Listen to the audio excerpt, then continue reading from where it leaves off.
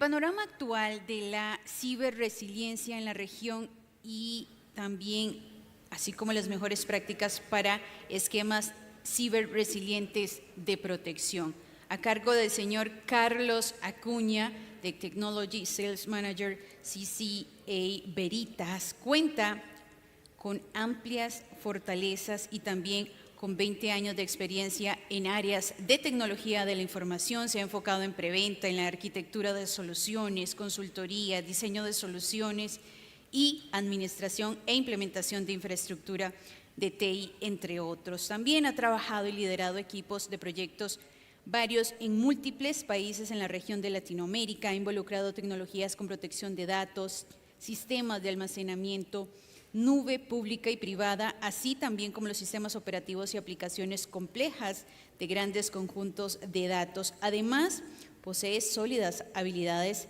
en el desarrollo del software y programación full stack, especialmente en el diseño del desarrollo, implementación y adopción en la nube de aplicaciones empresariales web y también móviles.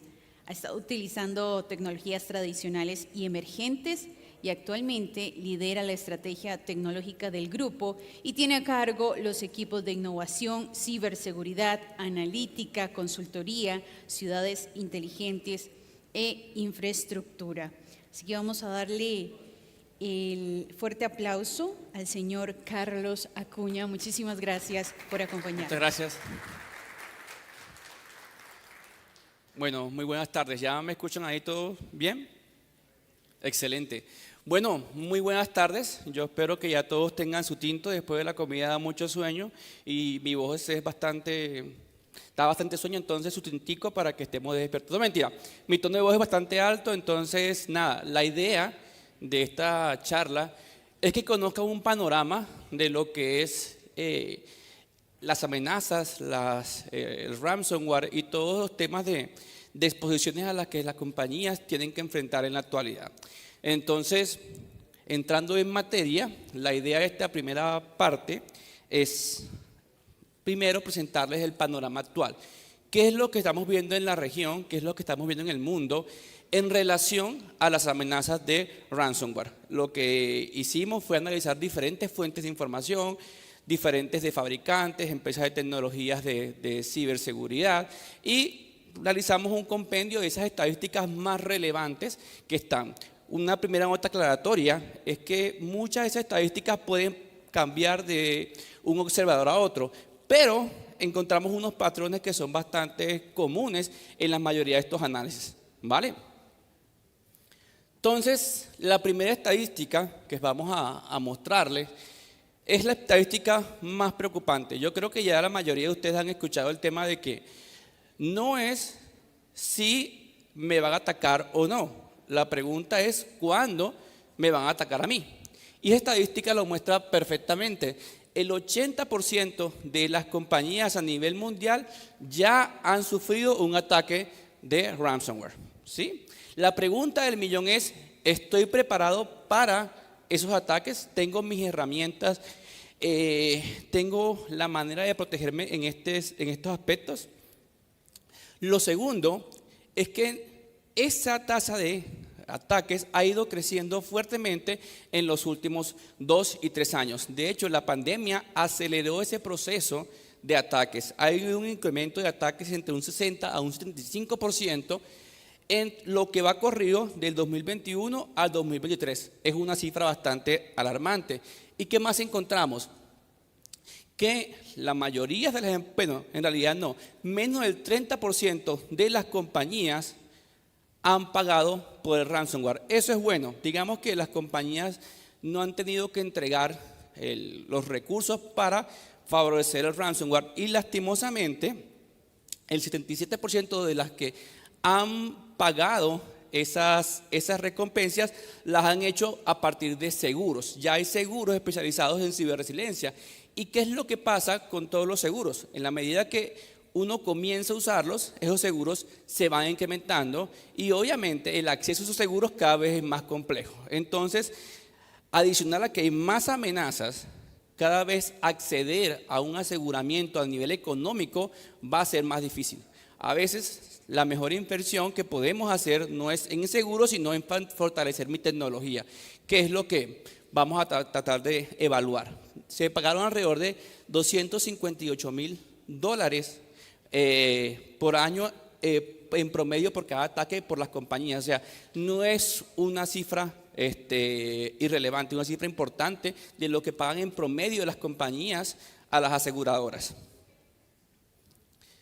Esto es otra estadística bastante preocupante. Las áreas o las industrias de educación, de salud y los gobiernos locales son las que han sido más afectadas por ransomware. ¿Y qué es lo que pasa en estos tres sectores en particular?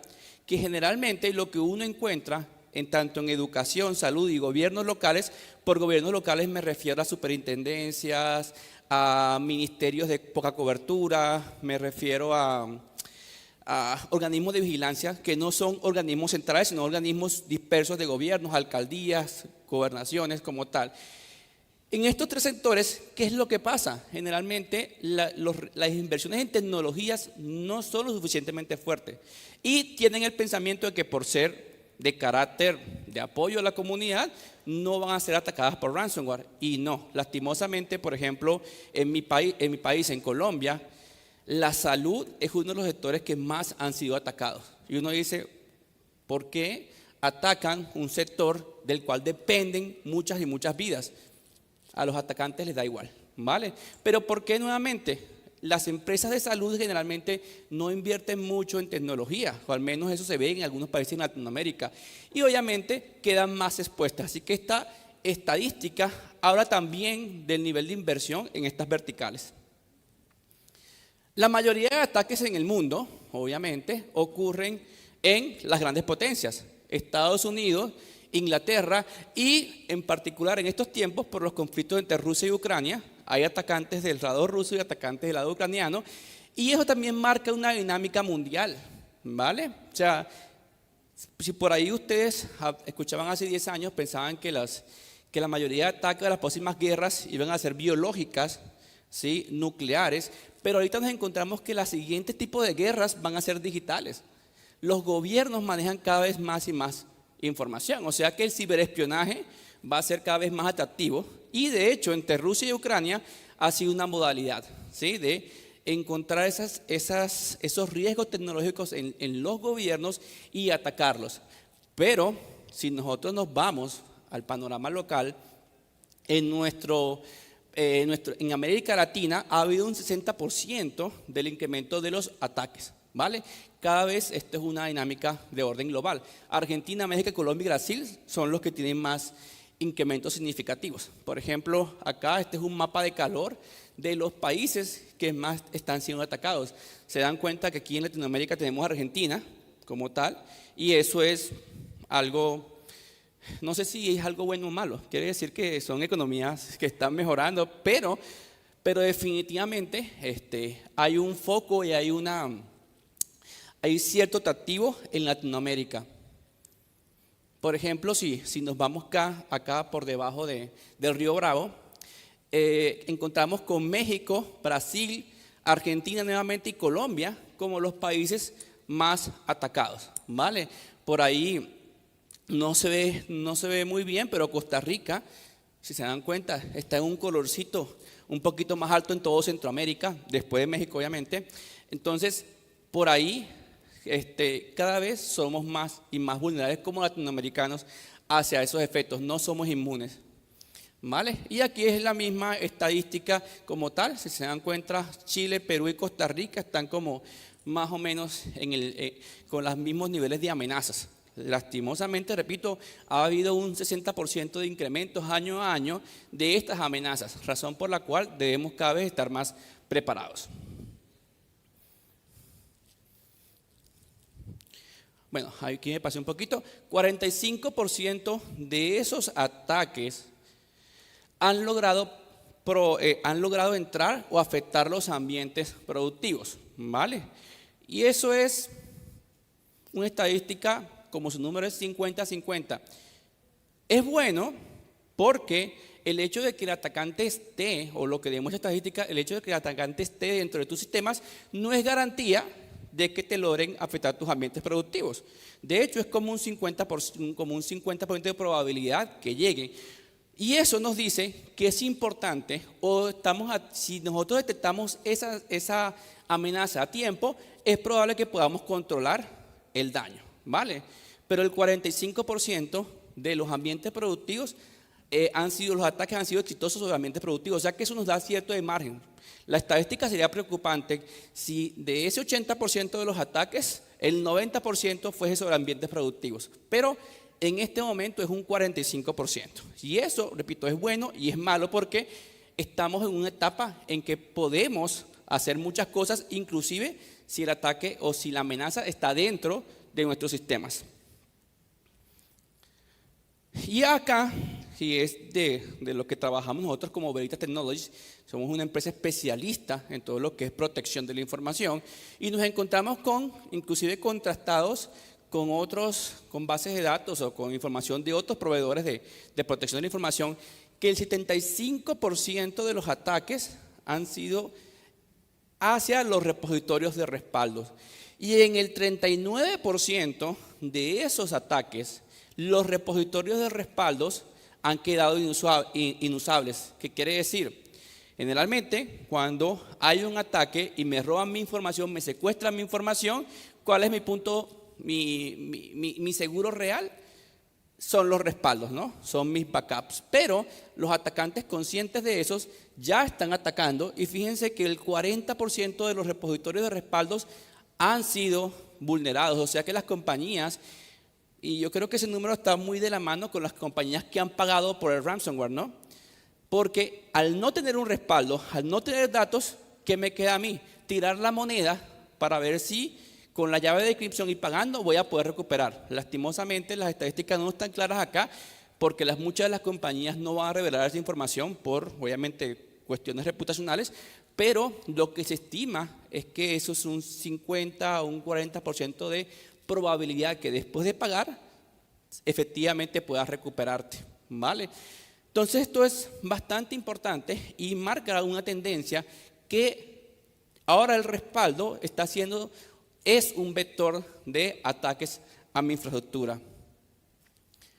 Otra estadística o un tiempo relevante es 3 semanas, es más o menos lo que toma recuperarme a partir de un ataque de ransomware, ¿vale? 3 semanas es mucho tiempo. Pensemos para el sector salud, 3 semanas sin base de datos de historias clínicas. Para el sector gobierno, sin información tributaria. Creo que eso pasó aquí, de hecho, en Costa Rica el año pasado, ¿sí? 3 semanas es mucho tiempo y esa es una estadística promedio. Hay otras compañías que demoran meses como tal. Entonces, lastimosamente, el tema de ransomware ha tomado mucha relevancia e importancia en lo que es las estrategias globales de tecnología en las compañías. Seguimos con más estadísticas. El 56% de las compañías que tomaron esas 3 semanas de recuperarse tuvieron una reinfección. Entonces, ¿qué quiere decir? No solamente basta con recuperar la información, es que a veces yo también estoy recuperando el mismo ransomware dentro de mi set de recuperación. Entonces, muy bueno tener mis respaldos, pero si yo no sé qué hay dentro de mis respaldos, yo estoy otra vez replicando el problema. Y eso es algo bien conocido por estas compañías, ¿vale? El ransomware generalmente ataca con un buen tiempo atrás, para que cuando recuperen la información, vuelvan a recuperar el ransomware. A los 2-3 días vuelven a reinfectar, siendo una estrategia bastante sofisticada como tal. Entonces, y hablando de sofisticación, eso es lo que está pasando con el ransomware. Yo creo que cuando ustedes piensan en un ataque de ransomware, la mayoría se imaginan la persona con sus 3 monitores encerrados en un cuarto oscuro, metiendo código, atacando como tal, como si fuese un ataque por una persona. Eso solamente ocurre en Hollywood, solamente ocurre en las películas. En la realidad, son compañías, son grupos de personas, son esquemas de trabajo a nivel global, son gente muy inteligente, muy estudiosa, que tienen infraestructura para hacer ataques. Un ataque, de hecho, generar un ataque, perdón un momentico. Generar un ataque requiere a las compañías de mucho tiempo para encontrar vulnerabilidades y se requiere un software especializado para encontrar esas vulnerabilidades y se requiere tiempo, mucho tiempo, ¿vale? Para entrar a una compañía y dejar un troyano no es garantía de que esos ya van a ser atacados. Necesitan conocer la interrelación de aplicaciones, tener una persona adentro, requiere muchas cosas. De hecho, lo que vemos ahorita es que el ransomware es un servicio de la carta, es ransomware as a service, ¿sí? Así como yo tengo infraestructura como servicio, así como tengo aplicaciones como servicio, servicio como servicio, también tengo ransomware as a service. Y hay compañías como TechBot, Conti, Lockbit, que te arriendan o les arriendan a los atacantes o a un grupo de personas el software para hacer la infección. Tú pagas, bueno, ellos pagan a esas compañías y es un grupo de personas muy debidamente informadas y tienen muchos recursos. Entonces, el ransomware no es una persona en particular como uno se imagina que está ahí metiendo código. No, son organizaciones con fines lucrativos e inclusive pagadas hasta por mismos gobiernos u otro tipo de amenazas. Entonces, ¿qué es lo que vemos?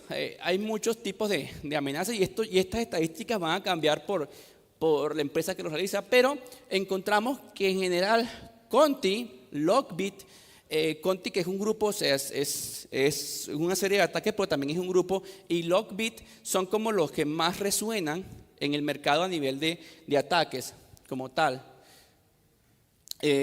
Por aquí está WannaCry, que es como el que la mayoría comenzó, el que era más reconocido. Fíjense que ha ido disminuyendo el nivel de ataques de este vector de ransomware.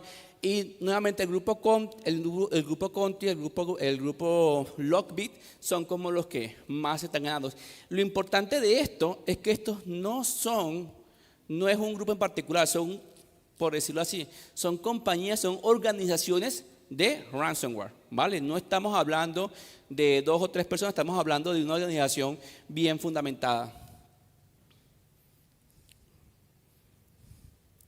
¿Vale? Nuevamente, estos son diferentes estadísticas de diferentes fuentes de información, pero si se dan cuenta, como que la mayoría apuntan a los mismos actores. Lockbit, Conti, como tal, como siempre, como ya estructuras muy bien conocidas en el mundo de ataques. Los vectores, que es como más importante y que nos van a dar la pauta de dónde comenzar a mirar y cómo comenzar a protegernos, la mayoría de vectores de ransomware apuntan a las vulnerabilidades de último día. Y esas vulnerabilidades de último día son esas vulnerabilidades que ni las compañías de antivirus ni las compañías de seguridad conocen.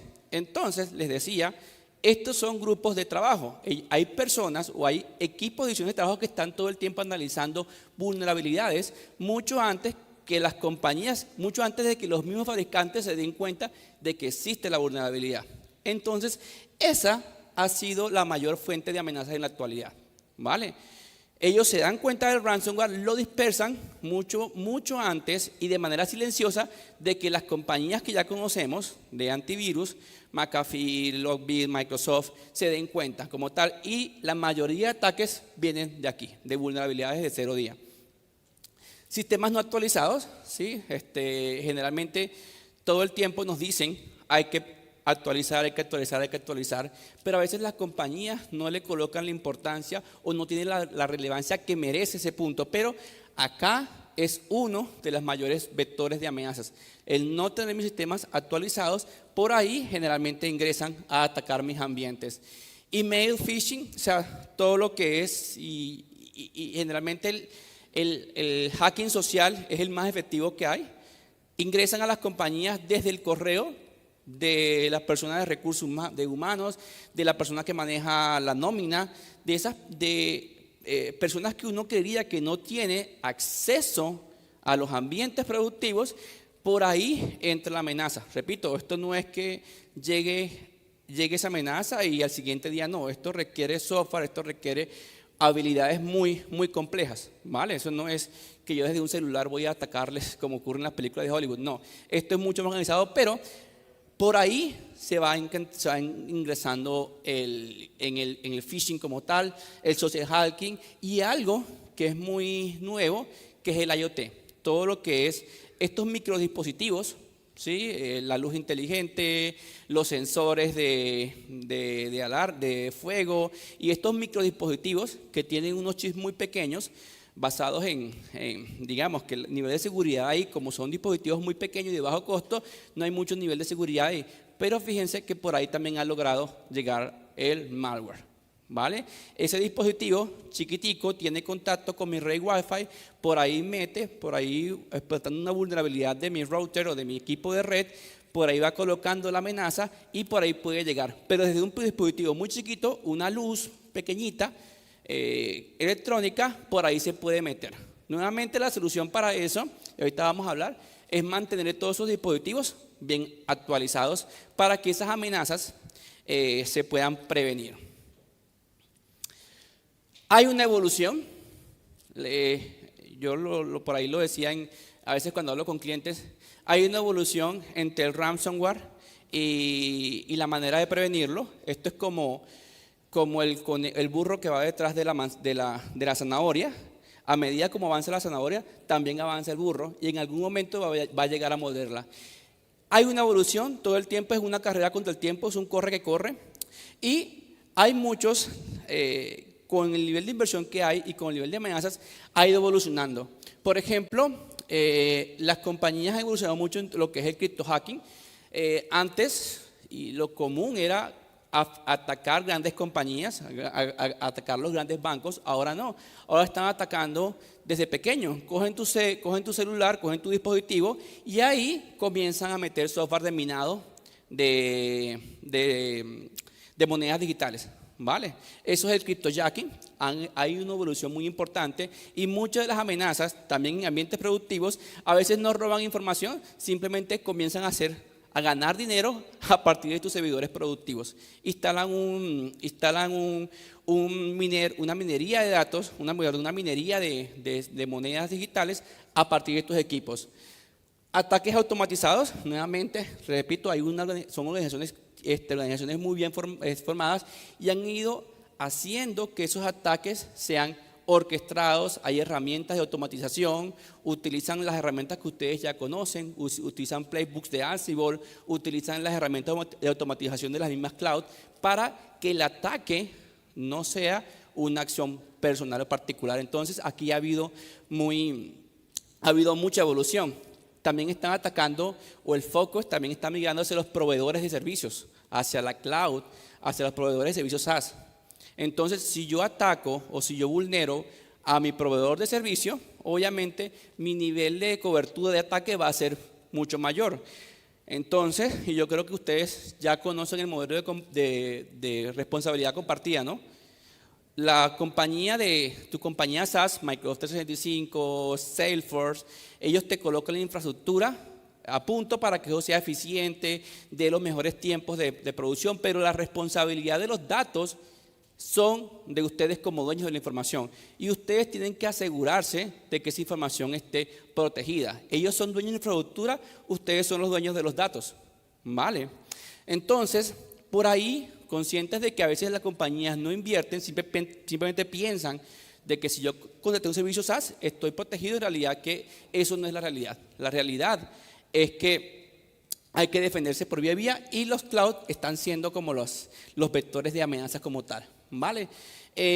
Ataques a plataformas poco comunes, de hecho también están atacando centrales eléctricas, a los dispositivos muy parecidos a los IoT, a los dispositivos que tarifican los consumos de energía, a los dispositivos que hacen intercambios no sé, entre un tipo de voltaje a otro. Esos dispositivos que tienen un cierto de inteligencia ya están vulnerando esos tipos de ambiente. Entonces, el resumen aquí es que hay una evolución constante de esas amenazas, cada vez más abarcativa y cada vez más sofisticada. Y se estima que para el 2031 se generen 231 billones de pérdidas al año por ransomware. Eso basado en el crecimiento, 30% año a año ha habido amenazas y haciendo ese estimativo de los daños, se cree que para el 2031 265 billones de dólares promedio por año van a ser las pérdidas o los gastos que generan todos los tipos de ataques. Entonces, el panorama está un poco complejo, pero hay soluciones. ¿Qué es la segunda parte? Bueno, no voy a extenderme acá porque el tiempo está un poquito adelantado. Vámonos ya a la parte de las mejores prácticas para prevenir el ransomware. ¿Vale? Yo creo que por acá, por ahí, estuve viendo parte de las conferencias de otros de que ustedes han tenido y creo que hay un consenso en lo que tenemos que hacer para proteger la información. Primero, todo el tema de actualizaciones, actualizar. Siempre mantener mis sistemas lo más con los últimos niveles de software, como los últimos niveles de protección. Todo el tema de la estrategia 3-2-1. ¿Quiénes conocen la estrategia? Levanten la mano, ¿quiénes conocen la estrategia 3-2-1? Bueno, pocas personas. La estrategia 3-2-1 es una estrategia muy simple y está orientada a la protección de la información. No basta con tener una copia. La mejor práctica es tener al menos 3 copias de mis datos. Mi base de datos, al menos tener 3 copias de esa base de datos. ¿Vale? Al menos 2 de esas copias que estén en diferentes tipos de almacenamiento. Puede ser en un centro de datos principal, en un centro de datos alterno, en nube, en un ambiente de pruebas, lo que sea, pero al menos 2 copias de esas 3 que yo te recomiendo como mínimo, tenerlas en almacenamientos independientes. Y la última, la parte del 1, es tener al menos una copia por fuera de mi centro de datos. O sea, que no esté dentro de la misma red productiva en la que se comparte y se intercambian todos los datos, teniendo como base de que no voy a estar reproduciendo los ataques o la recuperación en el mismo ambiente como tal. Y esa copia, preferiblemente que sea inmutable. La inmutabilidad es que esa copia no se pueda encriptar, no se pueda vulnerar. Nuevamente, recuerdan, el 39% de los repositorios fueron vulnerados, fueron borrados. Entonces, con la inmutabilidad, yo estoy como tomando ese paso adicional para que no me vulneren mi repositorio de respaldos. Establecer políticas de tipo Zero Trust. Quiere decir que todas mis conexiones estén cifradas, que mi set de usuarios con permiso esté muy identificado, procesos muy bien documentados, cero confianza. ¿Sí? Cualquier software que yo voy a instalar, de dónde viene, quién lo firmó digitalmente, cómo tomar esas precauciones como tal, segmentación y configuración de redes, repartir muy bien y tener bien documentadas esas redes, visibilidad de los dispositivos pequeños como tal, datos inmutables, optimizar todos los temas de recuperación, importantísimo, tener estrategias de recuperación listas para el ataque de ransomware. La respuesta ahorita no es si me van a atacar, la respuesta es cuándo. ¿Y cómo puedo saber yo que estoy protegido? Si yo he probado mi ambiente de recuperación. El segundo es todo lo que es pruebas. Oigan, ¿cuánto me tomaría a mí recuperar mi base de datos? ¿Cuánto me tomaría a mí recuperar mi ambiente de mi ERP? ¿Cuánto me costaría a mí recuperar mi base de datos de nómina? Hacer pruebas. Entre ustedes más pruebas, van a estar mejor preparados para ese caso de recuperación. Encripción de datos y el último punto, en los cuales todos, que es importante, que es un trabajo como organización, es educar a toda la compañía en cuanto a lo que son las amenazas, por dónde es, porque es importante no darle clic a cualquier link que me aparece en mi correo, porque no es importante darle clic a cualquier página, porque es importante cumplir con mis reglas dentro de mi compañía de no entrar a sitios no seguros. La educación de los empleados o la educación de la organización es un componente importantísimo en mi estrategia de protección contra ransomware. Y creo que también lo vieron en otro slide, con otro que ustedes vieron en otra parte. En realidad hay un esquema, hay una organización que es la NIST, que te dice como tu hoja de ruta, como tal. Yo creo que esto ya lo vieron en otra, que es identificar, tener la manera de poder identificar las amenazas, ¿vale? Protegernos, tener ambientes, las copias 321, tener ambientes inmutables, detectar. Identificar habla más del conocimiento de mis datos, ¿vale?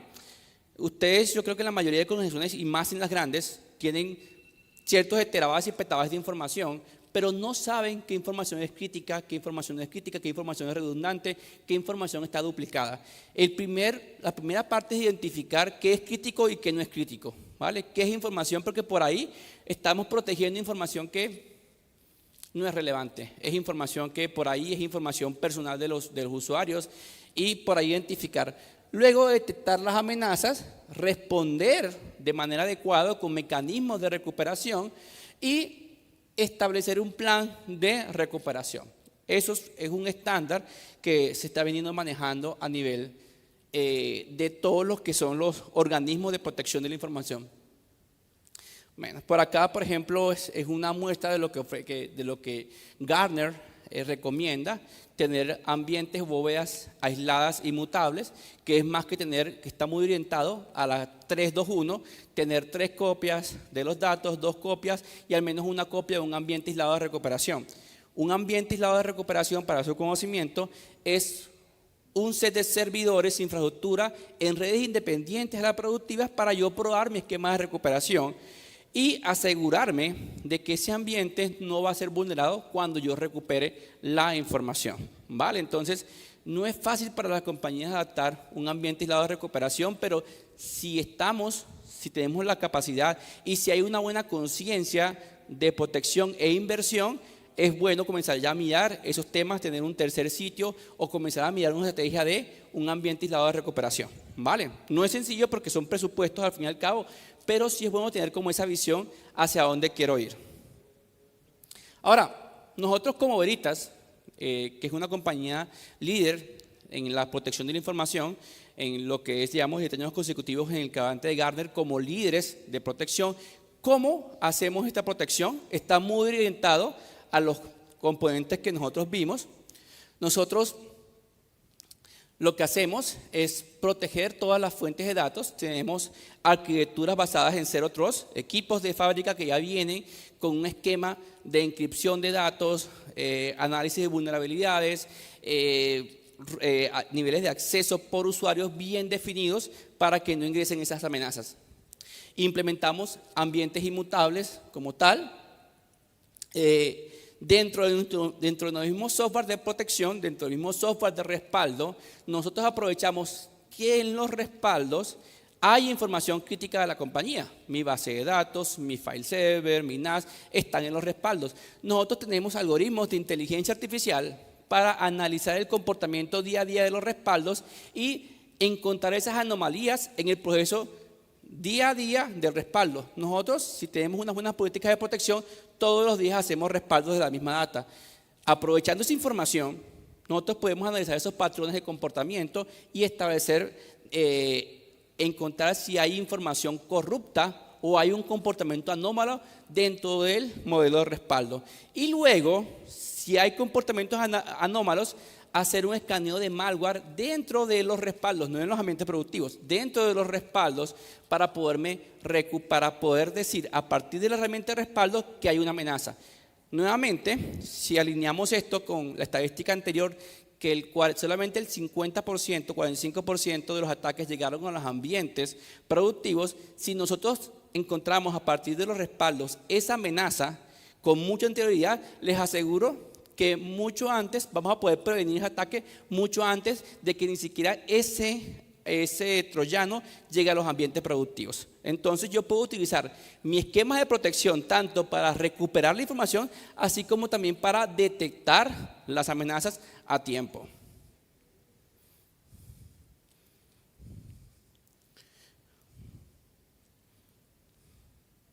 Y lo último, todo lo que es, y es parte del framework que nosotros manejamos, lo primero es la protección, la detección y lo más importante que es la recuperación. Nosotros, como solución de protección de la información, también te damos las herramientas para recuperarte en escala. Tenemos, por ejemplo, modelos para recuperarte instantáneamente tus cargas de trabajo desde el mismo repositorio de respaldos. Nuevamente es darle un valor adicional a mi repositorio de respaldos. En la actualidad las inversiones en protección de la información no son mínimas, entonces ¿por qué no utilizar esas inversiones para mejorar mi proceso de recuperación o por qué no levantar mis ambientes desde el mismo ambiente de recuperación para hacerlo más rápido? ¿Sí? Y lo segundo, porque podemos crear planes de recuperación alineados no solamente con el respaldo, sino también alineado con tu estructura de negocio o con tu aplicación para poder hacer un punto importante, pruebas. Para yo poder probar mi plan de recuperación, saber cuánto tiempo demora, saber qué tan efectivo es, saber si en realidad yo puedo operar a partir de esa recuperación. Tenemos un framework o dentro de la solución de respaldo ustedes pueden hacer esos planes de recuperación, ¿vale? Eso es lo que nosotros como Veritas ofrecemos. Después nos gustaría conocerlos más, tener una charla y saber cómo es el ambiente de cada uno y podemos profundizar en estos temas. Por ahora tenemos unos 5 o 6 minutos. No sé si hay alguna duda en particular, alguna pregunta que quieran hacer, algún tema en particular que quieran abordar.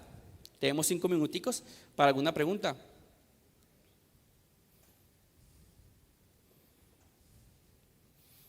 ¿Se tomaron el tinto?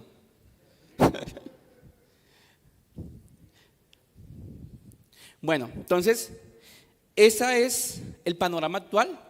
Tenemos un panorama actual en lo que año a año están aumentando las amenazas, ¿sí? Sabemos que la mayoría de esas amenazas vienen de la no aplicación de mejores prácticas, ni a nivel de control de acceso, ni a nivel de parchado de mis sistemas.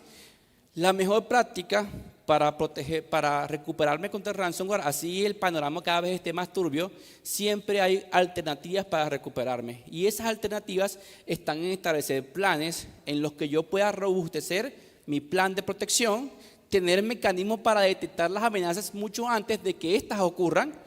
Si podemos hacer de diferentes vectores, o sea, una herramienta no es suficiente para todo. Ustedes pueden hacerlo desde el mismo proveedor de servicios, que es de herramientas para detectar el software, también apoyados con sus herramientas de seguridad, porque obviamente son los expertos en seguridad, hay que seguir creyendo en estas compañías, pero también apoyarse en otros ambientes como es el respaldo para detectar las amenazas. Entre más rápido detecten, más rápido vamos a poder prevenir la amenaza. Y segundo, estar preparados para la amenaza. ¿Y cómo voy a estar preparado? Teniendo un ambiente de recuperación listo y lo más importante aún, probarlo. Probar una y otra vez mi ambiente de recuperación. Señores, muchas gracias por el espacio. Espero que esta haya sido de su amplia utilidad y espero poder sentarnos con ustedes y conocer más de su ambiente y poderlos apoyar como compañía de tecnología de protección de la información. Muchas gracias.